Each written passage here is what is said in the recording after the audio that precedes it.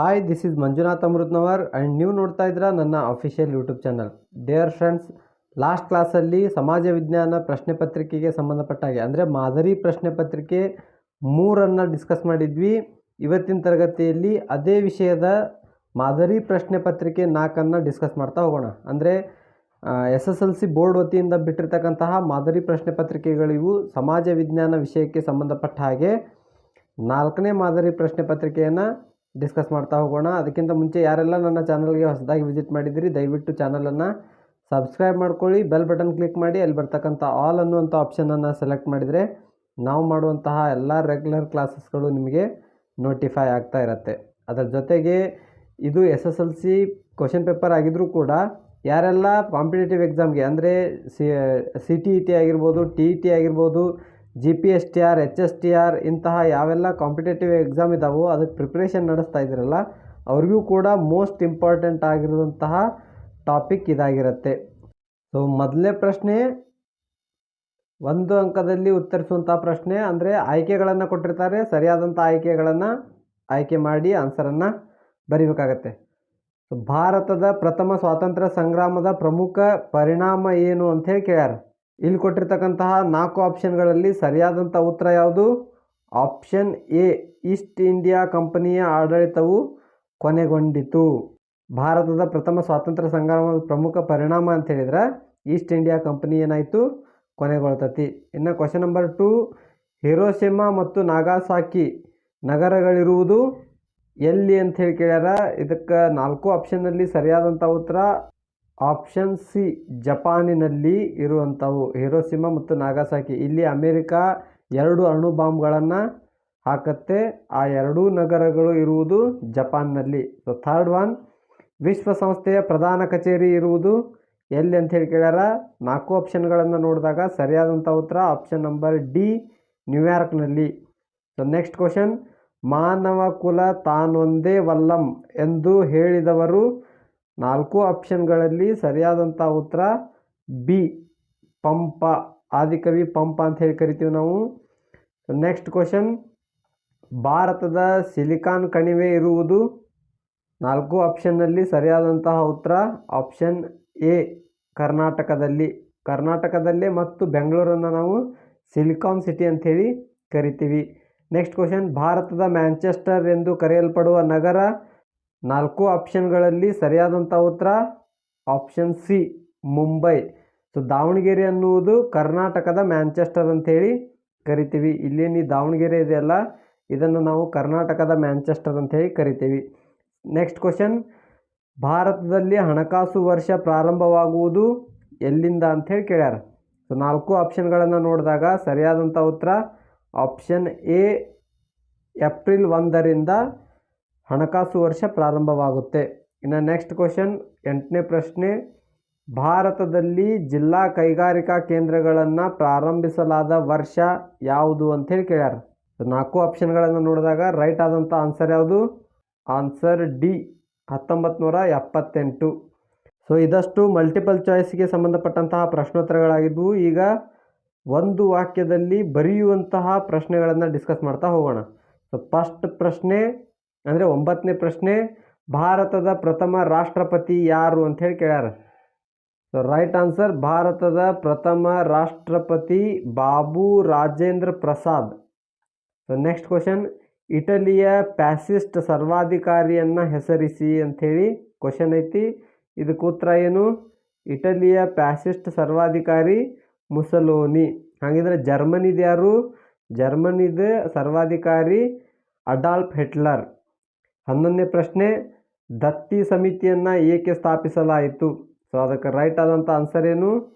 ವಸಾಹತುಶಾಹಿತ್ವಕ್ಕೆ ಒಳಪಟ್ಟಿದ್ದ ಪ್ರದೇಶಗಳು ಸಾರ್ವಭೌಮ ರಾಷ್ಟ್ರಗಳಾಗಿ ಉದಯಿಸಲು ಮತ್ತು ಅವುಗಳ ಮೇಲುಸ್ತುವಾರಿ ಮಾಡಲು ಸ್ಥಾಪಿಸಿದ ಸಂಸ್ಥೆಯೇ ದತ್ತಿ ಸಂಸ್ಥೆ ಅಂಥೇಳಿ ಕರಿತೀವಿ. ಇನ್ನು 12ನೇ ಪ್ರಶ್ನೆ, ನಮ್ಮ ಸಂವಿಧಾನದ ಯಾವ ವಿಧಿಯು ಅಸ್ಪೃಶ್ಯತೆಯ ಆಚರಣೆಯನ್ನು ವಿರೋಧಿಸುತ್ತದೆ? ಸೊ ರೈಟ್ ಆನ್ಸರ್ ನಮ್ಮ ಭಾರತದ ಸಂವಿಧಾನದ 17ನೇ ವಿಧಿಯು ಅಸ್ಪೃಶ್ಯತೆಯ ಆಚರಣೆಯನ್ನು ವಿರೋಧಿಸುತ್ತದೆ. ನೆಕ್ಸ್ಟ್ ಕ್ವಶನ್, ಭಾರತದ ಚಳಿಗಾಲದಲ್ಲಿ ಉಷ್ಣಾಂಶ ಕಡಿಮೆಯಾಗಲು ಕಾರಣವೇನು? ಸೊ ಅದಕ್ಕೆ ಆನ್ಸರ್ ಏನಂತ ಹೇಳಿದ್ರೆ, ಅಧಿಕ ಮಳೆ ಸುರಿದ ಪರಿಣಾಮ ಮತ್ತು ಸೂರ್ಯನ ಲಂಬ ಕಿರಣಗಳು ದಕ್ಷಿಣಾರ್ಧಗೋಳದ ಮೇಲೆ ಬೀಳುತ್ತವೆ. ಇದೇ ಕಾರಣಕ್ಕಾಗಿ ಭಾರತದ ಚಳಿಗಾಲದಲ್ಲಿ ಉಷ್ಣಾಂಶ ಕಡಿಮೆಯಾಗಿರುತ್ತದೆ. ಇನ್ನು 14ನೇ ಪ್ರಶ್ನೆ, ಭಾರತದ ಪ್ರಥಮ ಕಾಗದ ಕೈಗಾರಿಕೆಯನ್ನು ಎಲ್ಲಿ ಸ್ಥಾಪಿಸಲಾಯಿತು ಅಂಥೇಳಿ ಕೇಳ್ಯಾರ. ಸೊ ಇದಕ್ಕೆ ರೈಟ್ ಆದಂಥ ಆನ್ಸರ್ ಏನು? ಭಾರತದ ಪ್ರಥಮ ಕಾಗದ ಕೈಗಾರಿಕೆಯನ್ನು ಪಶ್ಚಿಮ ಬಂಗಾಳದ ಸೇರಾಂಪುರದಲ್ಲಿ ಸ್ಥಾಪಿಸಲಾಯಿತು. ಸೊ ನಿಮಗೆ ಒಂದು ಕ್ವಶನ್ ಕೇಳ್ತೀನಿ, ಇದೇ ಕಾಗದ ಕೈಗಾರಿಕೆಯನ್ನು ಕರ್ನಾಟಕದಲ್ಲಿ ಮೊಟ್ಟ ಮೊದಲ ಬಾರಿಗೆ ಎಲ್ಲಿ ಸ್ಥಾಪಿಸಲಾಯಿತು ಅನ್ನೋದಕ್ಕೆ ಕಮೆಂಟ್ ಬಾಕ್ಸ್ ಒಳಗೆ ಕಮೆಂಟನ್ನು ಮಾಡಿ.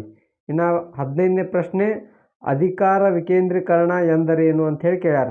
ಸೊ ಅದಕ್ಕೆ ರೈಟ್ ಆದಂಥ ಆನ್ಸರ್, ಹಳ್ಳಿ ಗ್ರಾಮದ ಜನರಿಗೆ ಹಳ್ಳಿಯ ಆಡಳಿತ, ಅಧಿಕಾರ ಮತ್ತು ಜವಾಬ್ದಾರಿಯನ್ನು ವಹಿಸಿಕೊಡುವುದನ್ನು ನಾವು ಅಧಿಕಾರ ವಿಕೇಂದ್ರೀಕರಣ ಅಂಥೇಳಿ ಕರಿತೀವಿ.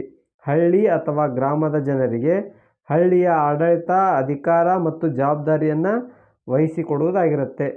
ಇನ್ನು ಅದೇ ಥರ 16ನೇ ಪ್ರಶ್ನೆ, ಪೂರೈಕೆದಾರ ಎಂದು ಯಾರನ್ನು ಕರೆಯಲಾಗುತ್ತದೆ? ಸೊ ಅದಕ್ಕೆ ಉತ್ತರ ಏನು? ಬಳಕೆದಾರರಿಂದ ಹಣ ಪಡೆದು ವಸ್ತು ಅಥವಾ ಸೇವೆಗಳನ್ನು ನೀಡುವವನೇ ಪೂರೈಕೆದಾರ ಅಂಥೇಳಿ ಕರೆಸ್ಕೊಳ್ತಾನೆ.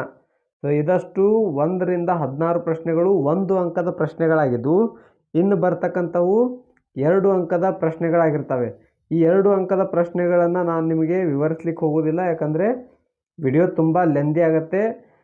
ಆ ಪ್ರಶ್ನೆಗಳಿಗೆ ಅಲ್ಲೇ ಆನ್ಸರ್ ಇದೆ. ನೀವು ಅದನ್ನು ಆನ್ಸರನ್ನು ಏನು ಮಾಡಬೇಕು, ಸರಿಯಾಗಿ ಓದ್ಕೊಳ್ಳಿ ಅಥವಾ ನೀಟಾಗಿ ಒಂದು ಕಡೆ ನೋಟ್ ಮಾಡಿಟ್ಕೊಳ್ಳಿ. 17ನೇ ಪ್ರಶ್ನೆ, ಕೇಂದ್ರ ಲೋಕಸೇವಾ ಆಯೋಗದ ಕಾರ್ಯಗಳನ್ನು ವಿವರಿಸಿ ಅಂತ ಕೊಟ್ಟಾರ. ಅಲ್ಲೇ ಅದಕ್ಕೆ ಆನ್ಸರನ್ನು ಅಲ್ಲೇ ಮೆನ್ಷನ್ ಮಾಡೀವಿ. ಇನ್ನು ಅಥವಾ ಅಂತ ಕೊಟ್ಟು ಅಲ್ಲೇ ನೆಕ್ಸ್ಟ್ ಪ್ರಶ್ನೆನೂ ಕೇಳ್ಯಾರ, ಏನಂತ? ಕೃಷಿ ಮತ್ತು ಆಹಾರ ಸಂಸ್ಥೆಯ ಉದ್ದೇಶಗಳನ್ನು ವಿವರಿಸಿ ಅಂತ ಹೇಳಿ. ಸೊ ಅದಕ್ಕೂ ಕೂಡ ಅಲ್ಲೇ ಆನ್ಸರ್ ಐತಿ, ನೋಟ್ ಮಾಡ್ಕೋಬೋದು. ಅದೇ ಥರ 18ನೇ ಪ್ರಶ್ನೆ, ದೊಂಬಿಯ ಸ್ವರೂಪವನ್ನು ತಿಳಿಸಿ ಅಂತೈತಿ. ಹಾಗೆ ಅದೇ ಕ್ವಶನ್ನಲ್ಲಿ ಅಥವಾ ಕೂಡ ಐತಿ, ವರದಕ್ಷಿಣೆಯ ದುಷ್ಪರಿಣಾಮಗಳನ್ನು ತಿಳಿಸಿ ಅಂತೈತಿ. ಸೊ 19ನೇ ಪ್ರಶ್ನೆ, ಆನಿ ಬೆಸೆಂಟರು ಥಿಯೋಸಾಫಿಕಲ್ ಸೊಸೈಟಿಯ ಚಟುವಟಿಕೆಗಳಿಗೆ ನವಚೈತನ್ಯ ನೀಡಿದರು ಹೇಗೆ ಅಂಥೇಳಿ ಕ್ವಶನ್ ಕೇಳ್ಯಾರ. ಆನ್ಸರನ್ನು ಕೂಡ ಅಲ್ಲಿ ಮೆನ್ಷನ್ ಮಾಡಲಾಗೈತಿ, ಅದನ್ನು ನೀವು ನೋಟ್ ಮಾಡ್ಕೊಡ್ರಿ. ಸೊ ಇದೇ ರೀತಿ ಪ್ರತಿ ಪ್ರಶ್ನೆಗೂ ಅಲ್ಲಿ ಆನ್ಸರ್ಸ್ಗಳನ್ನು ಮೆನ್ಷನ್ ಮಾಡೈತಿ. ಅದನ್ನು ನೀವು ವಿಡಿಯೋ ಪಾಸ್ ಮಾಡಿಕೊಂಡು ನೋಟ್ ಮಾಡಿ ಇಟ್ಕೊಂಡು ಆಮೇಲೆ ಓದಿದರೆ 100% ಉತ್ತಮ ಅಂಕಗಳನ್ನು ಎಕ್ಸಾಮಲ್ಲಿ ಪಡೆದುಕೊಳ್ಳಬಹುದು. ಮೊದಲು ವಿಡಿಯೋನ ಪೂರ್ತಿಯಾಗಿ ನೋಡಿ, ಆಮೇಲೆ ನೋಟ್ ಮಾಡ್ಕೊಳ್ಳುವ ಸಂದರ್ಭದಲ್ಲಿ ವಿಡಿಯೋನ ಪಾಸ್ ಮಾಡಿಕೊಂಡು ನೋಟ್ ಮಾಡ್ಕೊಳ್ತಾ ಹೋಗಿ. ಕೊನೆಯದಾಗಿ ಮ್ಯಾಪ್ ಕೂಡ ಇದೆ. ಒಂದು ಮ್ಯಾಪ್ ಕೊಟ್ಟಿರ್ತಾರೆ, ಆ ಮ್ಯಾಪ್ನಲ್ಲಿ ಒಂದಷ್ಟು ಸ್ಥಳಗಳನ್ನು ಗುರುತಿಸ್ಲಿಕ್ಕೆ ಹೇಳಿರ್ತಾರೆ. ಇಲ್ಲಿ ಬಂತು ನೋಡಿ, ಮೇನ್ ಕ್ವಶನ್ ನಂಬರ್ 6, ಅದ್ರಾಗ ಮತ್ತು ಪ್ರಶ್ನೆ ಸಂಖ್ಯೆ 38, ನಿಮಗೆ ನೀಡಿರುವ ಭಾರತದ ನಕ್ಷೆಯಲ್ಲಿ ಕೆಳಗಿನವುಗಳಲ್ಲಿನ ಯಾವುದಾದರೂ 5 ಗುರುತಿಸಿ. ಆಲ್ರೆಡಿ ಅವ್ರು ನಿಮಗೆ ಭಾರತ ನಕ್ಷೆ ಕೊಟ್ಟಿರ್ತಾರೆ, ಅದರೊಳಗೆ 5 ಪ್ಲೇಸಸ್ಗಳನ್ನು ಗುರುತಿಸ್ಲಿಕ್ಕೆ ಹೇಳಿರ್ತಾರೆ. 5 ಮಾರ್ಕ್ಸ್ ಇರುತ್ತೆ. ಬಹಳ ಅಂದ್ರೆ ಬಹಳ ಈಸಿಯಾಗಿ ಸಿಗುವಂತಹ ಮಾರ್ಕ್ಸ್ ಇವು. ಸೊ ಯಾವ್ಯಾವ ಪ್ಲೇಸ್ ಕೊಟ್ಟಾರ? ಕರ್ಕಾಟಕ ಸಂಕ್ರಾಂತಿ ವೃತ್ತ, ಕೋಶಿ ಅಣೆಕಟ್ಟು, ಕೈಗಾ, ವಿಶಾಖಪಟ್ಟಣಂ, ಮನ್ನಾರ್ಕಾರಿ, ಕೃಷ್ಣಾ ಮೇಲ್ದಂಡೆ ಯೋಜನೆ, ಗವಾಹಟಿ ಅಂಥೇಳಿ ಒಟ್ಟು 7 ಪ್ಲೇಸಸ್ಗಳನ್ನು ಕೊಟ್ಟಾರ. ಅದರೊಳಗೆ ನಾವು 5 ಪ್ಲೇಸಸ್ಗಳನ್ನು ಮೆನ್ಷನ್ ಮಾಡಲಿಕ್ಕೆ ಹೇಳ್ಯಾರ. ಸೊ ಮೊದಲಿಗೆ ಕೋಶಿ ಅಣೆಕಟ್ಟೆಲಿತಿ ಈ ಭಾಗದಲ್ಲಿ ಬರ್ತಕ್ಕಂಥದ್ದು ಕೋಶಿ ಅಣೆಕಟ್ಟು. ಗವಾಹಟಿ ಅನ್ನೋದು ಇಲ್ಲಿ ಬರ್ತಕ್ಕಂಥ ಪ್ಲೇಸ್ ಆಗೈತಿ. ಇನ್ನು ಕರ್ಕಾಟಕ ಸಂಕ್ರಾಂತಿ ವೃತ್ತ ಅಂತ ಬಂದಾಗ ಮಧ್ಯಭಾಗದಲ್ಲಿ ಹಾದು ಹೋಗುವಂತಹ ವೃತ್ತ ಇದಾಗಿರುತ್ತೆ ಅಥವಾ ರೇಖೆ ಇದಾಗಿರುತ್ತೆ. ಇನ್ನು ಕೃಷ್ಣಾ ಮೇಲ್ದಂಡೆ ಯೋಜನೆ ಇಲ್ಲಿ ಬರುವಂಥದ್ದು. ಅದೇ ರೀತಿ ವಿಶಾಖಪಟ್ಟಣಂ ಇಲ್ಲಿ ಬರುವಂಥದ್ದು. ಕೈಗಾ ಅನ್ನುವಂತಹ ಪ್ರದೇಶ ಕರ್ನಾಟಕದಲ್ಲಿ ಬರುವಂಥದ್ದು. ಇನ್ನು ಮನ್ನಾರಕಾರಿ ಅನ್ನುವಂಥದ್ದು ಇಲ್ಲಿರುವಂಥದ್ದು ಮನ್ನಾರಕಾರಿ. ಈ ಅಷ್ಟು ಪ್ಲೇಸಸ್ಗಳನ್ನು ಸರಿಯಾಗಿ ನೋಟ್ ಮಾಡಿ ಇಟ್ಕೊಳ್ಳಿ, ಅಂದರೆ ನಿಮ್ಗೆ ಎಕ್ಸಾಮ್ ಒಳಗೆ ಈಸಿಯಾಗಿ ಐಡೆಂಟಿಫೈ ಮಾಡೋಕ್ಕೆ ಈಸಿ ಆಗತ್ತೆ. ಸೊ ಇದಷ್ಟು ಸಮಾಜ ವಿಜ್ಞಾನ ಪ್ರಶ್ನೆ ಪತ್ರಿಕೆ, ಮಾದರಿ ಪ್ರಶ್ನೆ ಪತ್ರಿಕೆ 4ಕ್ಕೆ ಸಂಬಂಧಪಟ್ಟಂಗಾಗಿತ್ತು. ಇನ್ನು ನೆಕ್ಸ್ಟ್ ಕ್ಲಾಸಲ್ಲಿ ಸಾಧ್ಯವಾದರೆ ಸೈನ್ಸ್ ಮಾಡಲ್ ಕ್ವಶನ್ ಪೇಪರನ್ನು ಡಿಸ್ಕಸ್ ಮಾಡೋಣ. ಸೊ ಅಲ್ಲಿವರೆಗೂ ಬಾಯ್, ಹ್ಯಾವ್ ಅ ನೈಸ್ ಡೇ.